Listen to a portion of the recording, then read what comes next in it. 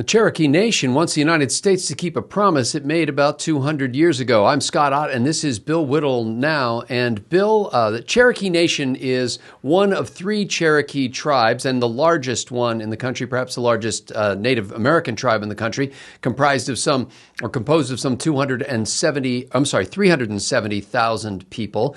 And they recently elected a new principal chief of the tribe, a guy named Chuck Hoskin Jr., who basically says that the Cherokee Nation wants to invoke the treaty that was made between the U.S. government and his people called the Treaty of New Echota in 1835 as part of the deal of getting them to leave the southeast of the United States and move to present-day Oklahoma in exchange for some money and other compensation. They were also to get a delegate in the U.S. House of Representatives. Some 4,000 members of that tribe died on their way to Oklahoma. It's in what is known as the Trail of Tears. That's right. Bill, this would be a non-voting member of Congress, but this person would be allowed to sit on committees, participate in debates, and there are a couple of other benefits of that. Just on the surface of it, what do you think of the U.S. finally making good on one of the promises it made to a people that it committed genocide against? I take issue with the genocide thing only because it tends to lead you to things like we gave them smallpox-infected blankets with the desire to wipe them out when we did this almost 70 years before germ theory even existed. So I use that term. I would not apply that term to what happened to the Cherokees because, frankly, if it was genocide, there wouldn't be any of them, and that's the only thing I will say in defense of the U.S. government's position on that. Everything else, I think, is more than owed to them, and not from some kind of the proud red man on the plains. We signed a contract, and while with that previous caveat understood. The treatment of all the Indian nations by the United States government, especially during the late 1800s, is shameful. It's shameful. We made a number of treaties in our language with our legal code based on our principles, signed in ink that we produced. They were our treaties that we made with the Indians. The Indians lived up to their end of the bargain, and we didn't. And we didn't do it a bunch of times. That is, to me, the shameful part about the entire experience with the American Indians is not the ongoing war that lasted for nearly 300-400 years, but rather that we presented them with legal terms from our own legal system. They complied, they fulfilled their end of the bargain, and the U.S. government didn't. I think we owe them a lot. And we don't owe them a lot because of reparations. We owe them a lot because we defaulted on a contract, a legally binding contract that we signed with these tribes, and they're entitled to get satisfaction from it. Bill, there are a couple of issues that have been raised by opponents of this move, and let me just deal with them kind of one at a time here. One of them introduces a strange concept because what you would have is a delegate in the House of Representatives, similar to those that represent Guam and American Samoa, and let's see, what are the other ones here? The Northern Mariana Islands and the U.S. Virgin Islands, all of which have delegates, as does Washington, D.C. Puerto Rico is actually served by a resident commissioner who's elected every 4 years. In any case, in this situation, the Cherokee Nation, the tribe, is considered a sovereign, and the sovereign has been dealing on a sovereign-to-sovereign basis with the United States these many years, and now we have a situation where we have a representative from a sovereign government sitting in the legislative body of our government. Does that raise any concerns for you? It would raise theoretical concerns if it was a voting member. Well, they can vote in committee. Okay, but that's not the same thing. So since they can't vote on legislation, the thorny issue of the morality of it is not something that we have to deal with right now, although I'm certainly happy to wade into it.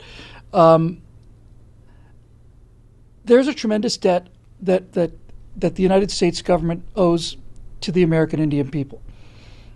And it is a debt of broken promises. I'm not one of those people that's going to go to this whole kind of, I don't believe in retroactive morality.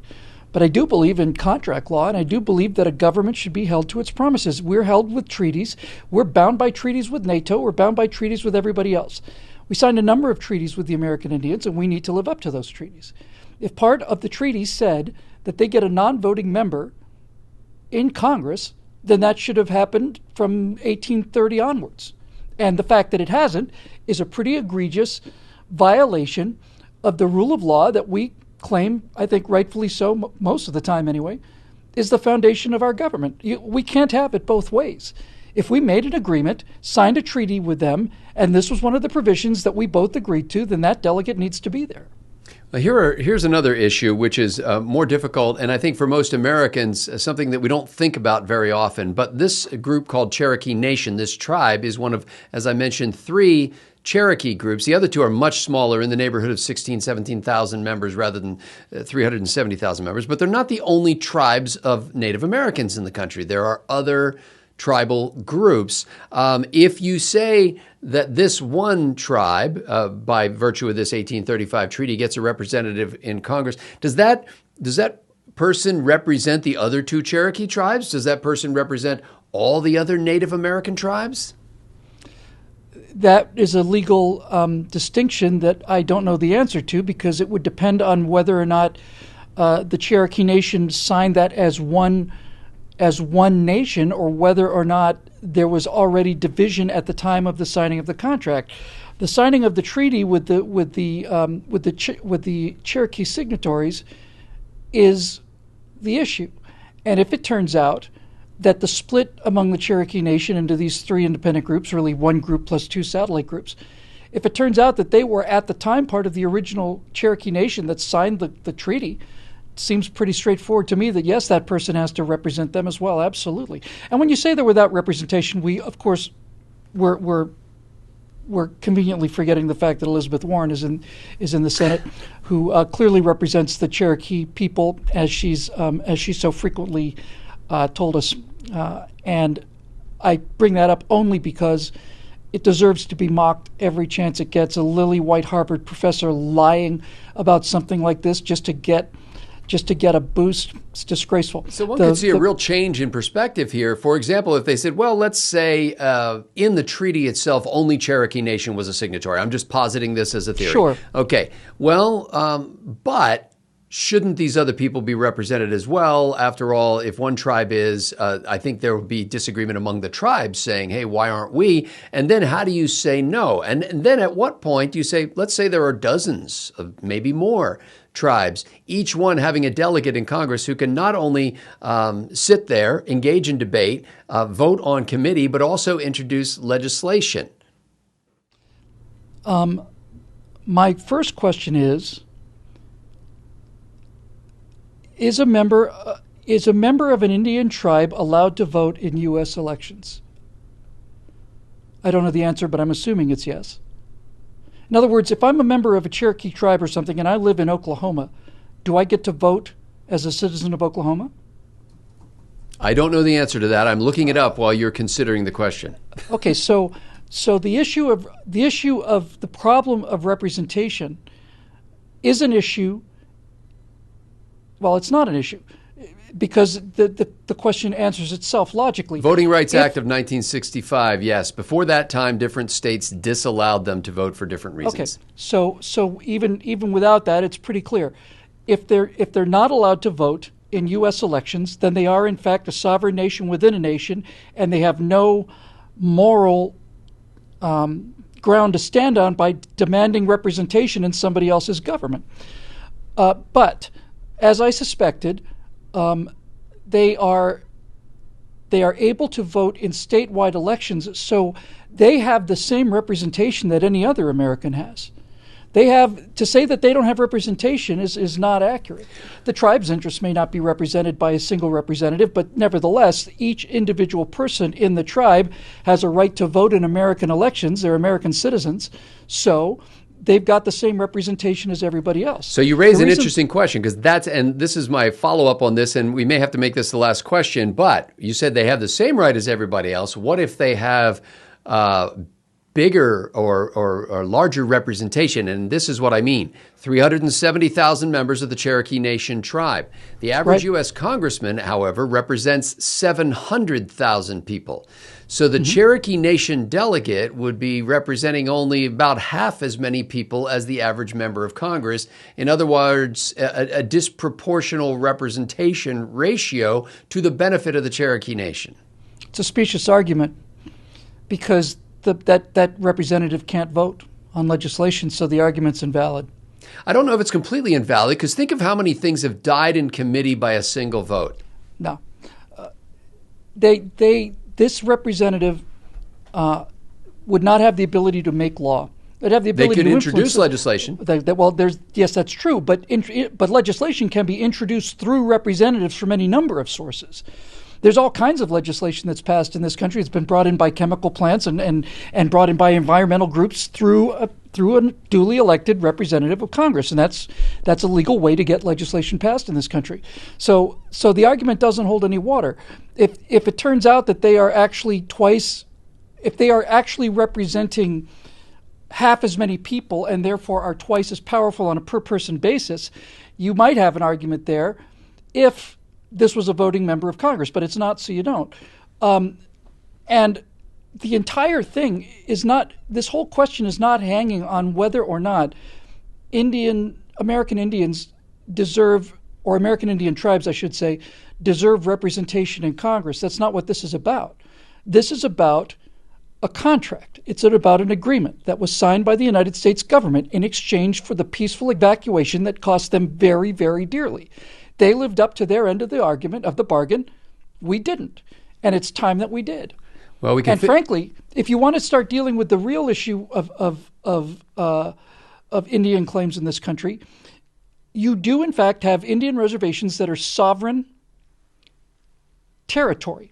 And in my opinion, if somebody wants to develop that territory, they can write the Cherokee Nation a very, very, very, very big check, which is essentially what we did here in California and has been done in a number of other states. We have allowed legal gambling in California on Indian territory. And this measure passed quite a while ago now, 15 years maybe, something like that, maybe longer. And I can only speak for myself here because I voted on that issue and I voted in favor of it. I voted on that in favor of that because that seemed to me to be a very, very small measure of justice. Wasn't a reparation. It wasn't taking money from somebody involuntarily who didn't inflict this pain and giving it to somebody who didn't suffer the pain. It was a voluntary decision to allow an activity on sovereign land that is not part of the United States government and has their own rules. And I think that was actually a very wise decision. It's brought an awful lot of money to a number of Indian tribes all across the country. And it's done it the best way possible. It's done it through capitalism. It's done it through free enterprise. It's done it through the volitional exchange of money for services and opportunities and all the rest of it. So to the degree that Indian tribes in America are able to get rich off of their unique status, they didn't ask for this unique status. They accepted it. And their way of life was replaced by a system that is our way of life, with the rule of law, private property, and free enterprise. And if it's possible for Indian nations to benefit within the rule of law, free enterprise, and the sovereign territory, I am so in favor of it, I can't even tell you. Well, we will end on this, Bill. Actually, the chief of the Cherokee Nation tribe is in utter agreement with you, and here's how he states it, almost like you stated it. Chuck Hoskin Jr. says, I can boil this down very simply for the Congress. Does the Congress intend to keep its word to the Cherokee people? If the answer is yes, then the delegate will be seated. Ladies and gentlemen, conversations like this are made possible because of the members at BillWhittle.com who contribute from their own means, as little as $9.95 a month, as much as $549.45 a year, depending on what they choose to do. We're grateful for those choices. If you'd like to join their ranks, just go to BillWhittle.com and click that Become a Member link. So for Bill Whittle, I'm Scott Ott. Thank you for watching.